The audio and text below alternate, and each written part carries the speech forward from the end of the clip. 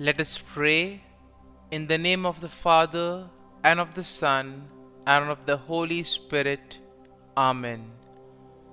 O Jesus, through the Immaculate Heart of Mary, I offer you my prayers, works, joys, and sufferings on this day for all the intentions of your Sacred Heart, in union with the holy sacrifice of the Mass throughout the world, in reparation for my sins, for the intentions of all my relatives and friends, and in particular for the intentions of the Holy Father.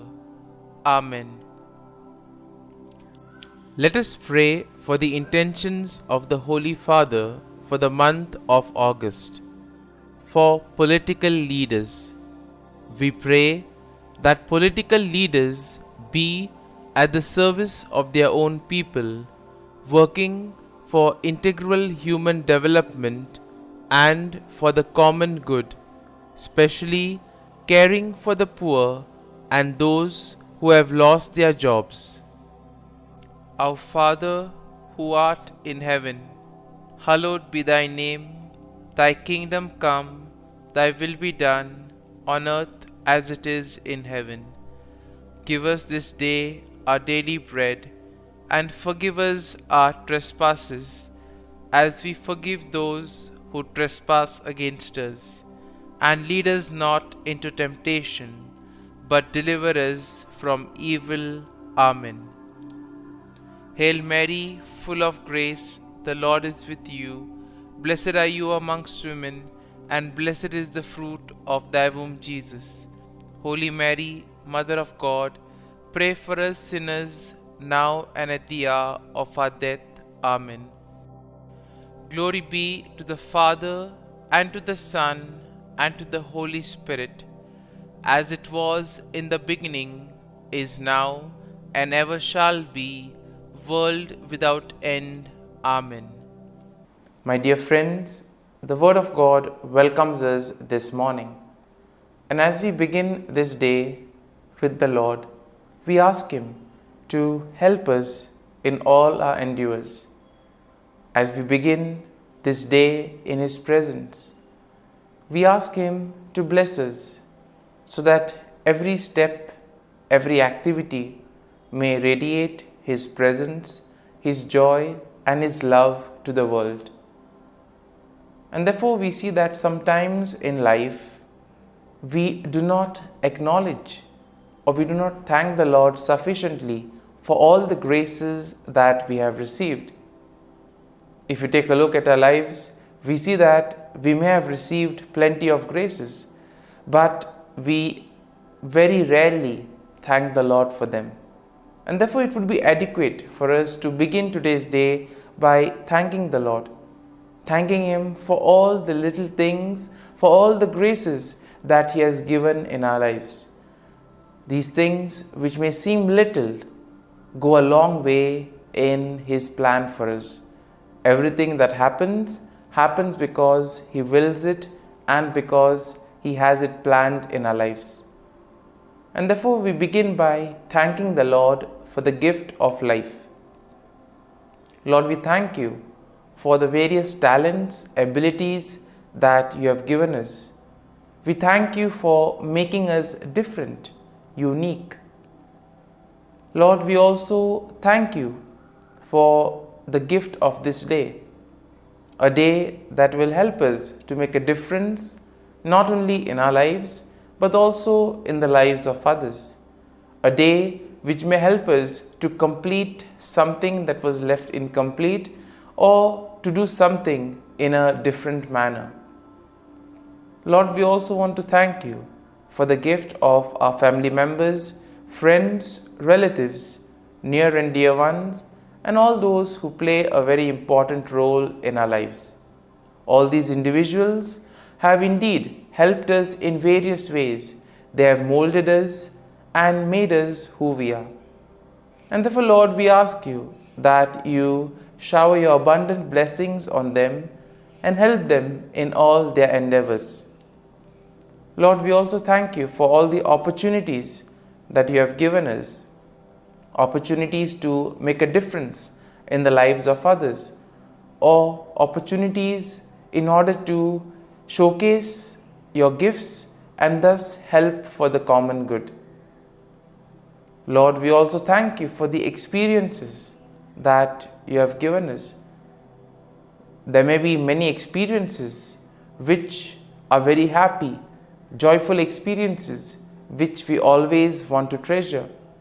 But there also may be those experiences which may have been tough, difficult.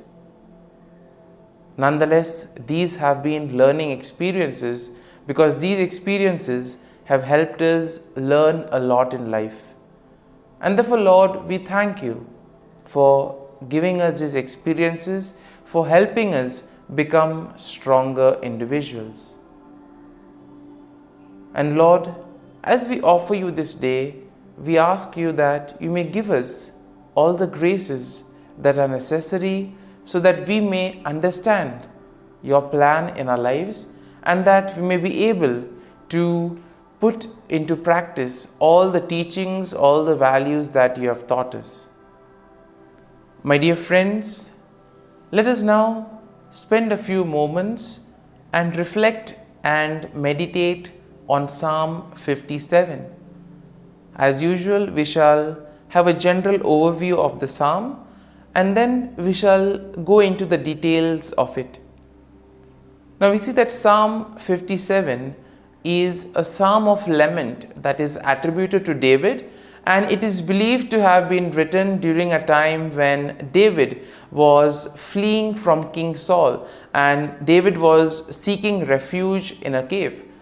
And in this way, we can say that the psalm can be somehow be divided into three main sections. The first section basically being a plea for mercy and protection. That is something that we find in verses 1 to 3. Then in verses 4 to 6, we have a declaration of trust in God. And finally, in verses 7 to 11, we see a song of praise and confidence in God's deliverance. And therefore, overall, when we take a look at this psalm, we see that Psalm 57 will reflect David's deep trust in God's protection and deliverance, especially during time of great adversity. Now, this psalm showcases David's plea for mercy, his declaration of trust in God's faithfulness, and his resolute praise and confidence in God's deliverance. Now, it also serves as a reminder of the importance of seeking refuge in God during times of trouble and also praising Him for His steadfast love and faithfulness. In our lives too, we may find ourselves in these difficult moments. And it is here that we can take refuge, we can have comfort that David gives us an example of how we are to conduct ourselves during those moments, how we are to go about praising the Lord, trusting Him, keeping our faith and trust in Him, being confident that the Lord will help us as He never abandons us. And now let's take a look at the psalm in details. Now the first section of the psalm, that is verses 1 to 3, begins by David seeking God's mercy and protection. So in verses 1 to 2, he appeals to God to be gracious and to take refuge in Him.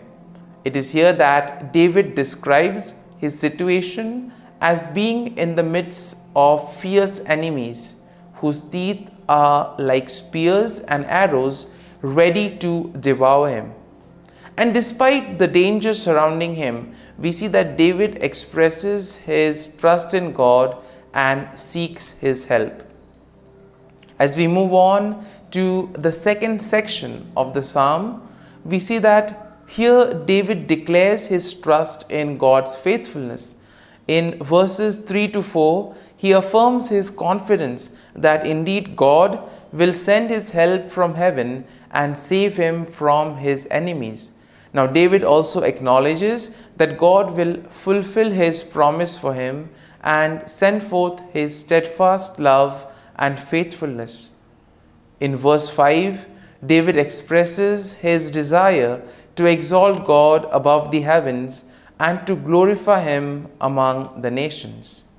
In verse 6, we see that David will describe the danger he faces and the nets and the traps that have been laid for him. He notes that his enemies have prepared a pit for him, but they themselves will fall into it. So much trust he has in the protective power of the Lord. And it is this confidence that David has in God's deliverance that leads him to a place of assurance and courage. And as we move to the third section of the psalm, we see that David offers a song of praise and he expresses confidence in God's deliverance. In verses 7 to 9, he sings praises to God, declaring that his heart is steadfast and confidence in the midst of his troubles. It is here we see that David affirms that he will sing and make music to praise God even in the face of adversity and difficulties. And finally, in verses 10 to 11, David concludes the psalm with a declaration of confidence and trust in God's goodness and faithfulness. He praises God for his love and faithfulness that reach up to heaven. And therefore he affirms that his belief in God is strong, that he believes in the glory of God, and ultimately that he will receive protection and he will be able to escape from his enemies. As we know that when troubles come, challenges come, those are like the testing moments in our lives. Are we able to remain steadfast? Are we able to have faith and trust in the Lord? That is a question we need to answer. And therefore, as we reflect on this psalm, let us make our faith and trust in the Lord ever more stronger. Let us surrender ourselves to Him and ask Him to be with us, to guide us at every step of the way, so that whatever we may do, it may be in accordance for His plan that He has for us. My dear friends, as we have reflected on the psalm, let us now close our eyes at this morning hour and let us thank the Lord. Let us praise the Lord. Let us glorify the Lord. Loving Father, you have given us this time in the morning. You have been gracious to us. You have given us your Son, our Lord Jesus Christ, who has cleansed us from our sins. He has taken away all our sins and He has given us new life. Lord, as you have given us the Holy Spirit, we ask you, Lord, to bless us and to protect us. And therefore, Lord, for all the blessings that you have given us, all the graces that you have bestowed on us, we thank you, we praise you, and we glorify you. You have protected us all through the night, and you have given us the gift of this day. You have given us good health of mind and body. And therefore, Lord, at this morning hour, we thank you and we praise you. For your great love and mercy, O Lord, we praise you, we thank you, we glorify you. You are a merciful God. You are always there to watch over us at every step of the way. And therefore, Lord, we ask you that whatever actions we may do today, whatever steps we may take, be with us, guide us all along the way, so that whatever we may do, it may be according to your will, according to your plan, and ultimately that you may lead us to fulfill your mission. And therefore, as we reflect and meditate on the psalm, let us now spend a few moments in silence and let us take a look at what touched us as we read the psalm. There may be a sentence or there may be a phrase. Let us remain with it. asking the Lord to give us the grace so that we too may be able to become like Him, to become a light to the world, and therefore spread His message of love and peace.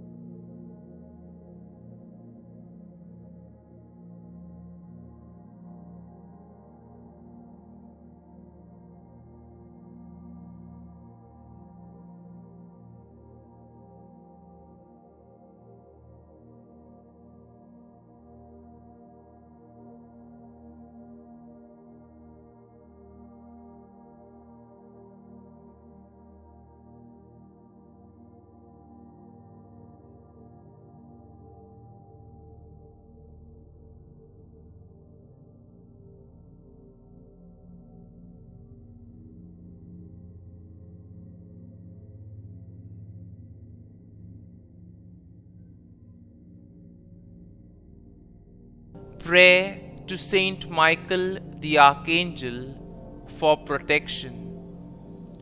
Saint Michael the Archangel, defend us in battle. Be our defense against the wickedness and snares of the devil. May God rebuke him, we humbly pray. And do thou, O Prince of the heavenly hosts, by the power of God, thrust into hell Satan and all the evil spirits who prowl about the world, seeking the ruin of souls. Amen. Act of Adoration. O Sacrament most holy, O Sacrament divine, all praise and all thanksgiving be every moment thine. Saint Gertrude Prayer for souls in purgatory.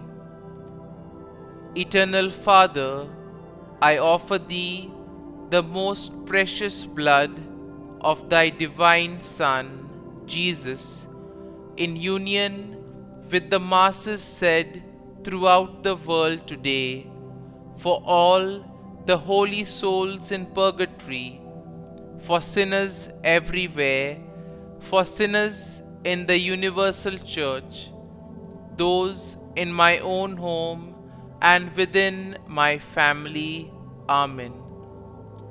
May the divine assistance remain always with us, and may the souls of the faithful departed through the mercy of God rest in peace. Amen. Glory be to the Father, and to the Son, and to the Holy Spirit, as it was in the beginning, is now, and ever shall be, world without end. Amen.